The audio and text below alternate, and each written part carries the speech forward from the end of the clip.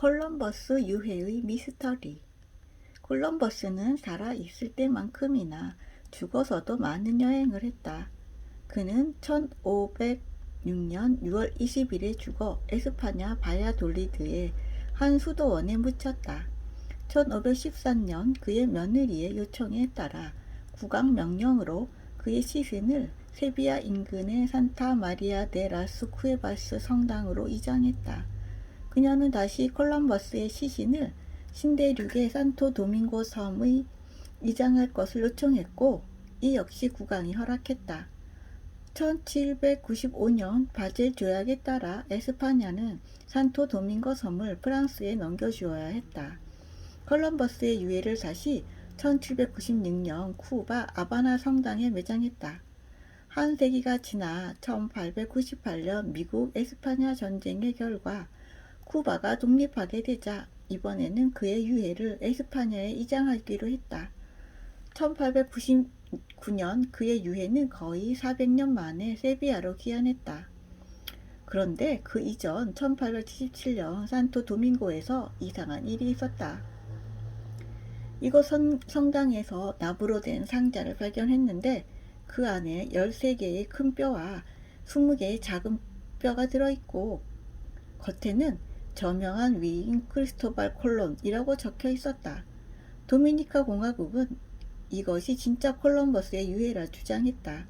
그러니까 1795년에 에스파냐 쪽에 넘긴 유해는 다른 사람의 것이었다는 말이 된다. 2003년 이 문제를 과학적으로 풀기 위해 에스파냐에 있는 유해에 대해 DNA 검사를 하기로 결정했다. 잘 보존되지 않은 상태의 이 유해로는 아무것도 알 수 없다는 것이 공식 결과였다. 에스파냐와 도미니카 공화국은 모두 자국의 것이 진짜 콜럼버스 유해라고 주장한다. 킬링필드. 1975년 4월 17일 캄보디아에서 참혹한 내전 끝에 친서방 성격의 론롤 정권을 무너뜨리고 쿠메르 루즈 정권이 들어섰다. 1979년까지 4년 동안 이 나라를 지배했던 정권은 사상 최악의 독재 체제였다. 새 정권은 농업에 근거한 공산주의 사회를 이상으로 삼아 극단적인 사회공학을 실험했다.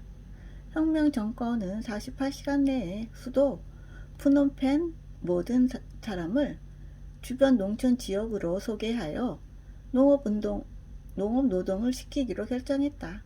노인, 어린이, 임산부, 환자 등 허약한 사람들은 농촌으로 끌려가는 첫 단계에서 이미 많이 죽었다. 농촌으로의 이주는 모두 중소도시들에서도 4년 동안 지속됐다. 이 뒤에 도사리고 있던 것은 극단적 민중주의였다. 배운 사람에 대한 적개심이 커서 책을 불태우고 모든 지식인을 살해했다. 처형당한 사람 수가 140만 명에서 200만 명 사이로 추산된다. 킬링필드이다. 유토피아주의가 모두 사악한 결과를 낳는다고 단정할 수는 없으나 소수가 생각하는 무모한 유토피아를 권력으로 강제할 때 흔히 디스토피아로 돌변한다는 것은 충분히 생각할 수 있는 일이다. 가미가제 특공대. 이륙장치만 있고 착륙장치가 없는 특수비행기들이 폭탄을 탑재한 후 나라가 목표물 40km 앞에서 분산한 다음 수직으로 내리꽂히듯 달려들었다. 이 자살 특공대를 카미카제라 명명했다. 이들은 정말로 국가를 위해 자발적으로 나선 것일까? 이들은 도저히 거부할 수 없는 심리적 압박을 받고 있었다. 만일 자원을 거부하면 군대 내에서 감내할 수 없는 치욕을 당하는 데다가 죽을 게 뻔한 가장 위험한 전선으로 보내졌다. 자신들의 공격으로 전세를 역전시키리라 믿는 사람은 아무도 없었고 다만 어쩔 수 없는 희생을 감수할 뿐이었다. 일제가 항복한 다음 날인 8월 16일 가미카제 특공대를 생각해낸 오니시 다키치로는 그가 죽음으로 내몰았던 4,000명의 젊은 파일럿에게 사죄하고 살아남은 청년들에게 일본의 재건과 국제평화를 당부한 후 할복 자살했다.